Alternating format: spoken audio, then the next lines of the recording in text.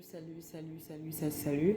J'ai aussi une question par rapport à ces histoires de permis de travail ouvert, permis de travail fermé, quoi. Donc, j'ai pris aussi des notes là-dessus, j'ai fait mes devoirs.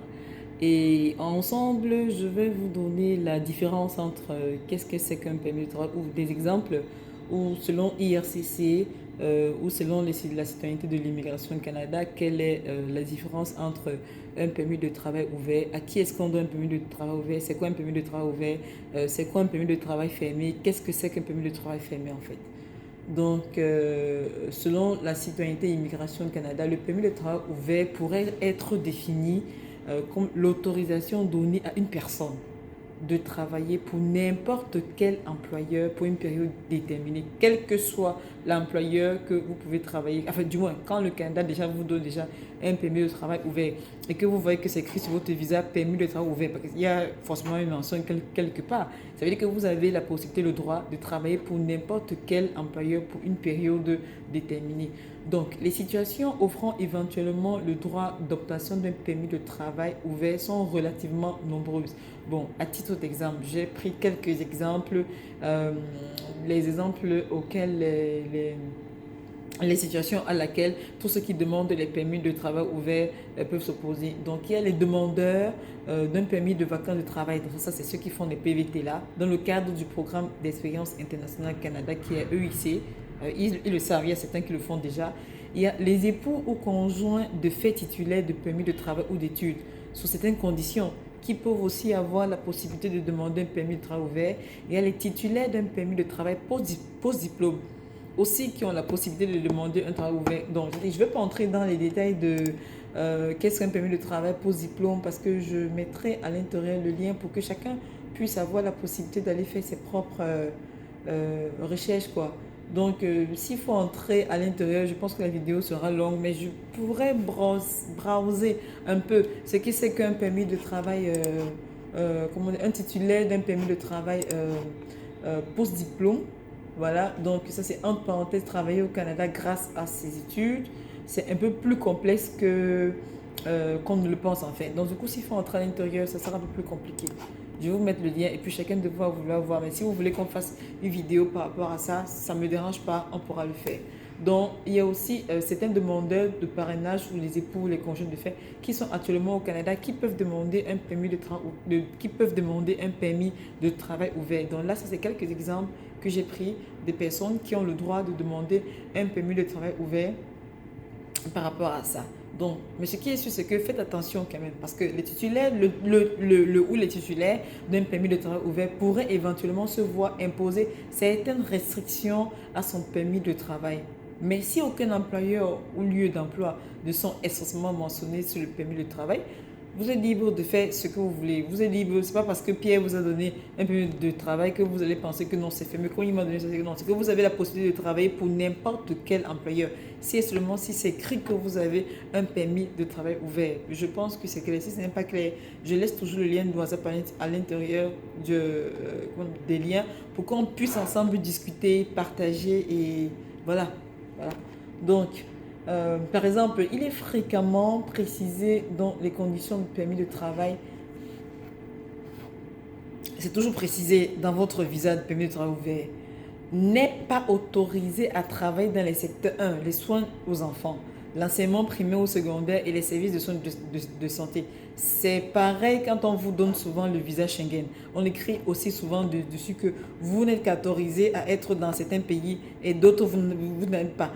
C'est la même chose avec les visas visiteurs. On vous dit que vous ne pouvez pas octroyer des soins aux enfants, vous ne pouvez pas enseigner dans les secteurs primaires ou secondaires, vous ne pouvez pas travailler dans les services de santé. Ok? Ainsi, donc, le titulaire du permis de travail ouvert peut ou veut il peut exercer dans un domaine de la santé de la catégorie du professionnel 3 de la classification nationale des professions qui est la CNP et devra préalablement se soumettre à une visite médicale s'il veut travailler dans les secteurs de soins de santé ou bien s'il veut travailler dans les secteurs où il veut donner des soins aux enfants ou bien s'il veut enseigner. Il y a des formulaires à remplir par rapport à ça. Mais s'il ne veut pas le faire, il ne peut pas le faire sans autorisation bien précise en fait. Donc, à la différence du permis de travail ouvert, le permis de travail affecté à un employeur précis que le travailleur aura obtenu son permis de travail à la suite d'une étude d'impact sur le marché du travail illimité ou parce qu'il était dispensé, quoi. Ça, c'est ce que nous on demande tous les jours aussi, là. Le permis de travail fermé, là. Donc, tant que, vous tous, là, nous tous qui demandons qui déposons nos dossiers dans l'entrée express là, nous tous on attend que certains employeurs nous envoient l'UMT qui est l'étude d'impact sur le marché de travail, quoi. Bah, si on n'a pas ça, on ne peut pas aller plus loin. Mais on a besoin de ça. Donc, ou bien si on est dispensé par rapport à un programme qui ne nous demande pas ça, ou bien si on a une résidence permanente, on n'aura pas de déposer, on n'aura pas besoin de faire une demande d'emploi ou bien d'attendre à ce qu'un employeur puisse nous remettre un document d'emploi pour continuer la procédure, quoi. Donc, voilà. Donc, dans certains cas de dispense nécessitant que l'employeur ait présenté une offre d'emploi dispensée par illimité, il pourrait s'agir, à l'exemple, j'ai pris certains points suivants, permis de travail en tant qu'entrepreneur. Voyez, le permis de travail prolongé pour les titulaires d'un certificat de sélection du Québec, qui est le CSQ. Il y a le permis de travail dans le cadre de la mutation professionnelle et il y a le permis de travail des jeunes professionnels. Tout ça, c'est dans le permis entre parenthèses fermé.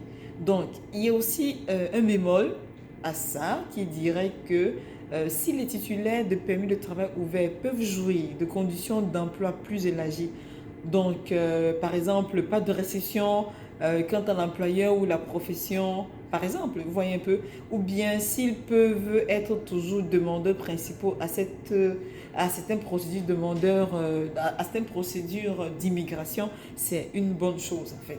Donc, c'est une bonne chose. Donc, par exemple, le titulaire d'un permis de travail ouvert en qualité de conjoint ou d'époux ne pourrait pas être demandeur principal au certificat de sélection. Ça, vous le savez, n'est-ce pas? J'espère que et tout le monde le sait. Donc, je répète bien que le titulaire d'un permis de travail ouvert en qualité de conjoint ou d'époux ne pourrait être demandeur principal. Il faudrait que c'est votre épouse ou votre conjoint qui le soit. Mais vous, si vous ne pouvez pas le faire. Dans le cadre du programme de l'expérience québécoise, c'est pour ceux qui veulent aller au Québec ou bien ceux qui entrent dans ce programme. Le Canada a plein de programmes. Il y a une variété de programmes pour le Canada. Il faut juste savoir dans quel programme vous vous situez, quelles sont les conditions qui s'appliquent à votre programme, qu'est-ce que vous pouvez faire, qu'est-ce que vous ne pouvez pas faire. Donc, la nature de votre permis de travail ouvert ou fermé est important et pourrait avoir une incidence sur votre sujet de résidence permanente au Québec ou dans les autres provinces du Canada. Donc, il faut être vraiment précis. Il faut être sûr de savoir ce que vous mettez ou ce qu'on vous met à l'intérieur. Et à travers ce qu'on vous met à l'intérieur, si vous voyez visa ouvert, c'est bien. Si vous voyez visa fermé, c'est toujours bien. C'est pas mauvais. Bon, maintenant, il faudrait savoir quelles sont les provinces dans lesquelles vous pouvez postuler, les provinces dans lesquelles vous pouvez aller résider, les provinces dans lesquelles vous pouvez aller demander de l'emploi par rapport aux différents types de visas que vous avez en votre possession. Donc, comme conseil, je dis toujours que ayez donc toujours une vision à long terme sur votre projet d'immigration. Ça, c'est très important. C'est très important. Donc, c'était juste un bémol que je voulais faire par rapport à la différence qu'il y a entre un permis de travail ouvert et un permis de travail fermé. Donc, je vous laisserai le lien à l'intérieur. Il y a pas mal de choses à lire et à comprendre là-dessus. Donc, si vous voulez beaucoup plus d'explications, vous avez le lien. Vous choisissez un thème, vous me dites. Mais si vous voulez qu'on discute d'un thème que vous n'avez pas bien compris, le groupe WhatsApp est ouvert pour tout le monde. Vous posez vos questions et puis nous serons ravis de vous répondre. Maintenant, il y a certaines personnes qui pensent que répondre aux questions, c'est que nous avons l'obligation de vous répondre. Non, c'est que chacun a son programme, chacun sait ce qu'il fait. Donc, ce n'est pas parce que vous avez posé une question que rapidement, s'il n'y a personne là-dessus, non, ce qui est sûr, c'est que tout le monde travaille, où chacun de nous a des occupations. Et si on ne vous répond pas à temps, ce n'est pas parce qu'on ne veut pas vous répondre, mais c'est parce qu'on n'a pas le temps précis de regarder à tout moment, quoi. Donc, si vous avez la grâce de me voir rapidement dans les réseaux et vous répondre, c'est que j'ai une petite minute ou une petite pause ou un petit temps pour vous répondre. Mais je ne peux pas être là, comme on dit, H24 pour vous répondre à toutes les questions qui arrivent. Et aussi, je vous suggère de ne pas toujours venir me voir en inbox, de me demander d'ajouter Pierre, Jean ou Paul. Je vous suggère, c'est votre chaîne, c'est notre chaîne. Si on voudrait que l'information passe toujours comme il faudrait, il y a un groupe WhatsApp qui est ouvert. Je vous demande de vous abonner aux chaînes, demandez à vos amis de vous abonner aux chaînes. Et maintenant, si vous voulez que ces personnes puissent bénéficier de plus de détails, de plus de concret, de plus de, si je dirais, de cette formation, si on peut dire, dans le groupe WhatsApp, on sera ravis de les intégrer. Mais de grâce, abonnez-vous à la chaîne. Ok? Abonnez-vous à la chaîne. C'est important pour moi, c'est important pour vous, c'est important pour toutes les autres personnes qui voudront suivre. Et partagez les vidéos. Maintenant, si vous n'êtes pas sûr de partager la vidéo, que vous avez peur de partager la vidéo, pourquoi vous ne voulez pas la partager? Je ne sais pas, mais venez vers nous, posez-nous des questions. Et parfois, c'est souvent mieux de laisser la personne écouter de son propre oreille. Quand quelqu'un a dit un jour, moi je suis responsable de ce que je dis, mais je ne suis pas responsable de ce que vous entendez. Je ne suis pas ou aucunement responsable de ce que vous entendez, mais je suis responsable de ce que je dis. Ok, sur ce, je vous souhaite un bel après-midi et à bientôt.